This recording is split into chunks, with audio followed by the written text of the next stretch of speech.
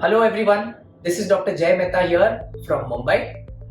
In today's video, we are going to try and understand if a pregnancy is possible once there is Asherman syndrome. मतलब कि क्या Asherman syndrome के साथ कोई pregnant हो सकता है या नहीं.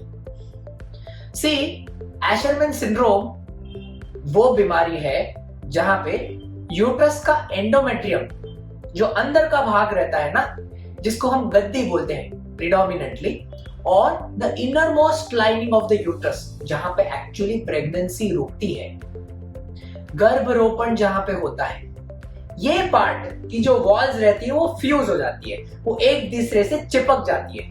इस चीज को बोला जाता है एशरमैन सिंड्रोम. हमने हमारे प्रीवियस वीडियो में देखा है टिपिकली रिपीटेड डीएनसीज, मतलब एबॉर्शन होने के बाद जब रिपीटेडली क्लीन किया जाता है यूट्रस को या रिपीटेड क्यूरेटिंग किया जाता है, ऐसे सिचुएशंस में एशरमैन सिंड्रोम का डेवलप होना कॉमन है. दूसरी बात, एंडोमेट्रियल टीबी, मतलब जो यूट्रस की इनर लाइनिंग है एंडोमेट्रियम, उस चीज का टीबी अपने कंट्री में बहुत कॉमन है, तो उसके आफ्टर इफेक्ट्स के वजह से भी एशरमैन सिंड्रोम हो सकता है. एंड लास्टली जो रेयर कॉजेज है जैसे कि ट्रॉमा, कोई इंजरी, कीमोथेरेपी, रेडिएशन थेरेपी, इन सब चीजों के वजह से भी एशरमैन सिंड्रोम हो सकता है. एक पॉइंट समझने की कोशिश कीजिए. अगर मैं आपको स्कीमेटिकली समझाऊं तो अगर हम यूट्रस को, ये लाइनिंग को एज एन एंटायर पॉन्ड या एज एन एंटायर पॉट जैसा समझते हैं, तो अगर आप देखेंगे कि एक बार बेबी का गर्भरोपण अंदर हो जाता है, उसके बाद में यूट्रस धीरे धीरे धीरे धीरे धीरे धीरे एक्सपैंड होता है, क्योंकि उसके अंदर जो बच्चा रहता है वो ग्रो होता है. ये एकदम कॉमन कॉन्सेप्ट है प्रेगनेंसी का, या प्रेगनेंसी को सक्सेसफुल करने के लिए यूट्रस का ग्रो होना अनिवार्य है. Absolutely mandatory for uterus to expand as the pregnancy keeps on expanding. अब आप समझिए एशरमैन सिंड्रोम में मेन तकलीफ क्या है. जब कभी भी ग्रेड 3 या ग्रेड 4, जिसे हम बोलते हैं सीवियर एशरमैन सिंड्रोम, डेवलप होता है, तब ये जो गद्दी है वो यहां से फ्यूज हो गई होती है.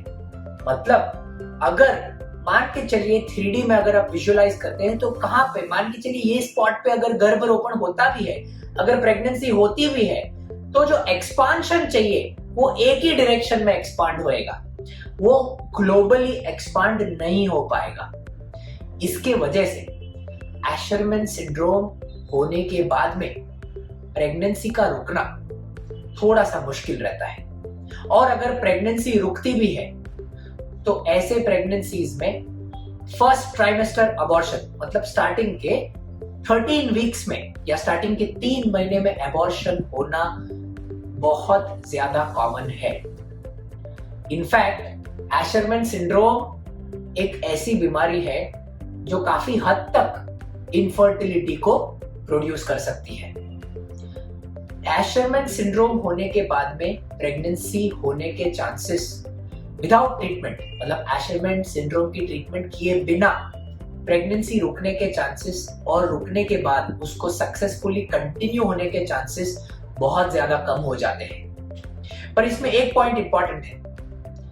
एशरमैन सिंड्रोम अगर ट्यूबरक्यूलोसिस, मतलब पोस्ट ट्यूबरक्यूलोसिस अगर डेवलप होता है, तो वो सिचुएशन में प्रेगनेंसी रुकना खुद बहुत मुश्किल है, क्योंकि जो एंडोमेट्रियम है, जो यूट्रस का लाइनिंग है, जो उसका बेड है, वो पूरी तरह से फाइब्रोज हो चुका रहता है, चिकट गया रहता है.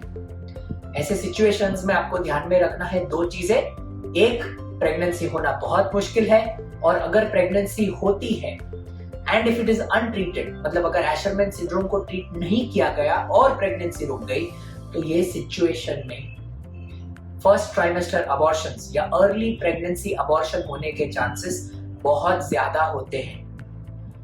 अगर आप एशरमैन सिंड्रोम के जो सिम्टम्स है उसको समझने की कोशिश करेंगे तो आपको पता चलेगा मैं ये क्यों बोल रहा हूं. बिकॉज गद्दी एक दूसरे से कंप्लीटली चिपक जाती है, वो गद्दी में ग्रोथ नहीं होता. क्योंकि वहां पे ग्रोथ नहीं होता, इसलिए आप देखेंगे एशरमैन सिंड्रोम होने के बाद lot of women don't get periods, या उनकी पीरियड की फ्रीक्वेंसी बहुत कम हो जाती है. मान के चलिए किसी का फ्लो 3 days a month का फ्लो रहता है।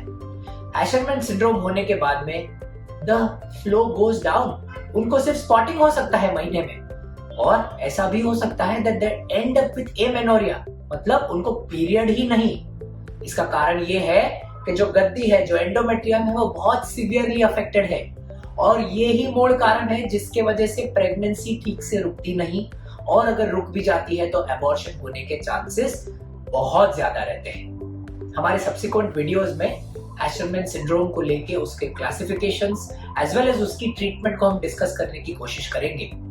Should there be more questions on Asherman, you can post them down. मैं और मेरे कोई टीम मेंबर्स जितना जल्दी हो सके उतना आपके क्वेश्चंस को आंसर करने की कोशिश करेंगे। Thank you so much.